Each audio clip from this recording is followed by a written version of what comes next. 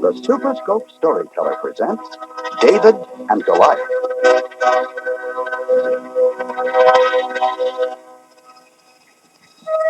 Once upon a time, there was a young shepherd boy named David.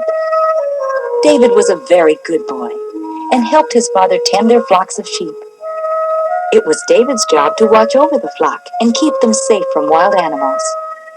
He did this by throwing rocks with his sling, which was very much like the slingshots young boys play with today. To pass the many lonely hours in the field, David practiced with his sling. One night, when David was alone in the fields, his father came to speak with him. Hello, David. Hello, Father. Is there any word of my brothers? Yes, that is what I came to tell you. I know that you missed them, so tomorrow I want you to go visit them and take them some food.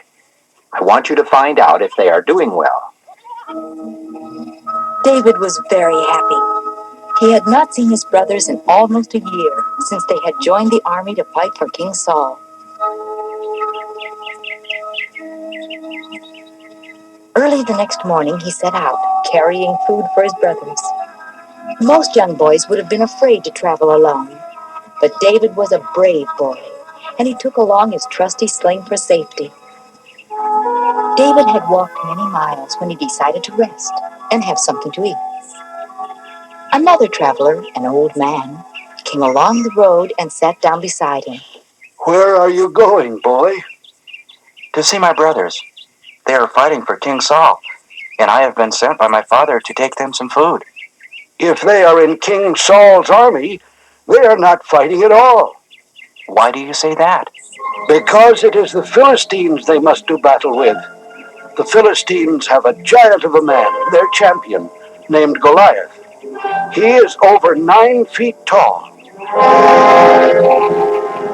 Every day at sunrise and sunset, he challenges Saul's men to fight with him. And every day no one appears. Saul's men are afraid to fight the giant Philistine. If that is true, then I must hurry to join my brothers. There is nothing you can do, a shepherd boy, against a giant. Go home to your sheep, where you will be safe. David did not hear the old man's warning. He was already running down the road. David ran for many hours, and at last he arrived at his brother's camp. One of his brothers, Eliab, saw David and ran to greet him.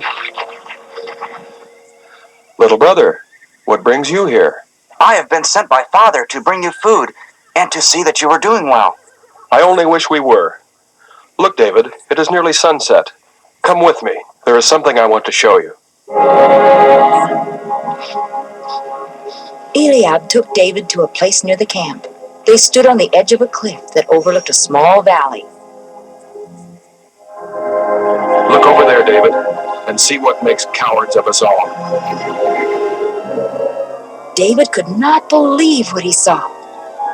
There stood a man over 9 feet tall. He carried a spear larger than any normal man could hold. This was Goliath. Goliath wore a large helmet made of brass that shone in the setting sun. A servant walked in front of him, carrying a torch and a large brass shield. Goliath walked to the center of the valley and waved his mighty spear. Send me one man to do battle, if you have any men left. David had never seen such a warrior. He turned to ask his brother why no one fought this giant. Eliab, you are trembling. Are you afraid? David, I am filled with fear.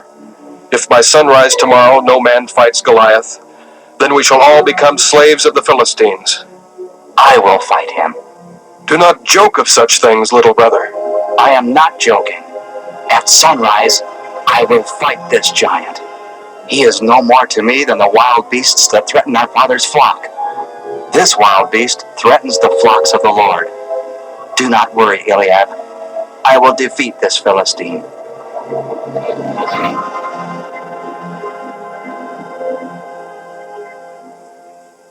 Word spread quickly through the camp that the young shepherd boy was going to fight Goliath. David's brothers tried to talk him out of fighting, but David knew he could not lose. When King Saul heard of the shepherd boy's boast, he sent for him to be brought to his tent. David had served Saul before, carrying a sword and playing music for the king. Now Saul wondered if the simple shepherd boy would serve him again. David was taken to Saul's tent and seated before him. David, it is good to see you again. You have served me well in the past. Why do you wish to risk your life in battle with Goliath? You are a young boy, and he is a man with many years of experience. It is true, my king, that I have not fought man, but I have kept my father's flock safe from the lion and the bear who would have taken the lambs. This Goliath is the same as a wild beast. The Lord is with me, and shall deliver me from the hands of Goliath. Saul looked at the young boy and found courage in his words. Go then, David, and the Lord be with you.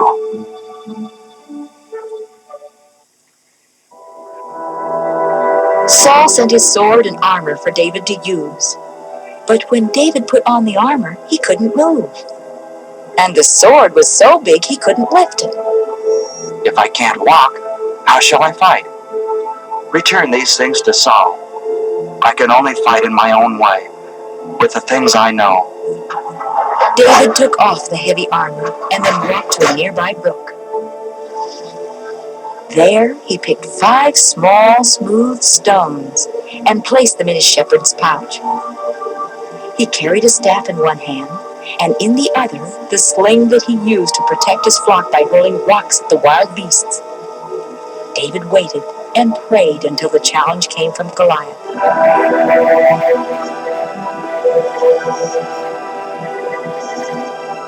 Then he walked down the mountain slope to meet him, just as the morning sun was rising.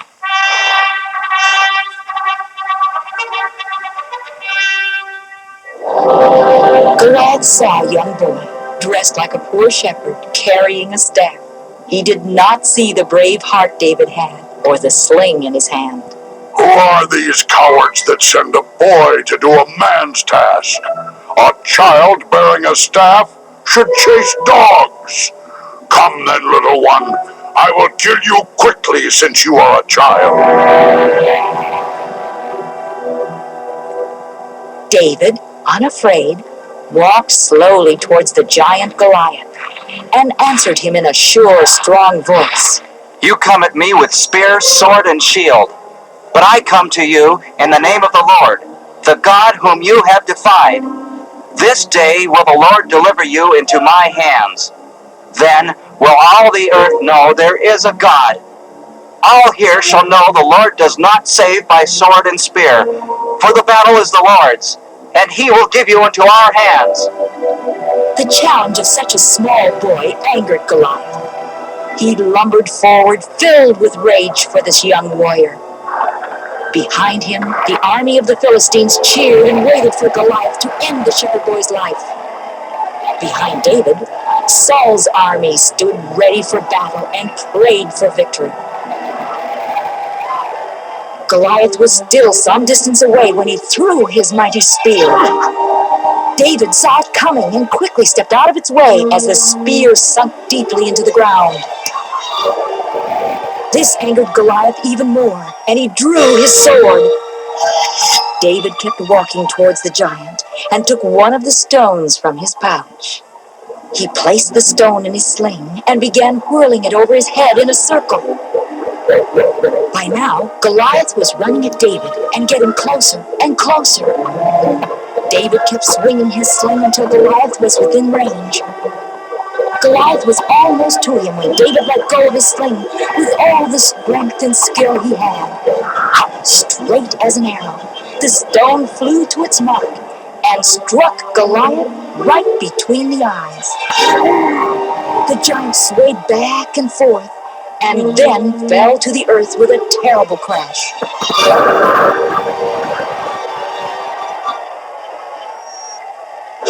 David had beaten Goliath with his trusty sling and stone. On one side of the valley, the Philistines saw their champion Goliath fall to the ground. On the other side of the valley, Saul and his men saw a miracle. Without their champion, the Philistines were afraid and began to run. Saul's army chased after them and drove them from their land. When they returned, there were many days of celebration and thanksgiving, and David's name became known throughout the land.